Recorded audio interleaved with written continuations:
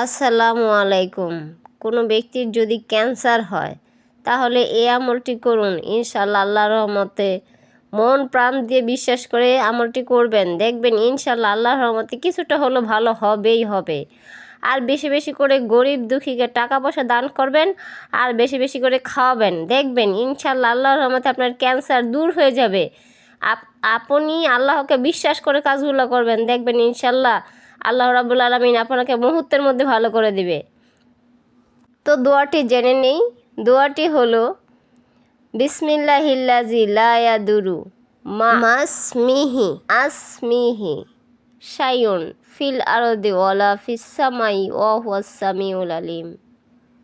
বিসমিল্লাহিল্লাজি লা ইয়াদুরু মাসমিহি শাইউন ফিল আরদি ওয়ালা ফিস সামাই ওয়া হুয়াস সামিউল আলিম। বিসমিল্লাহিল্লাজি লা ইয়াদুরু মাসমিহি শাইউন ফিল আরদি ওয়ালা ফিস সামাই ওয়া হুয়াস সামিউল আলিম।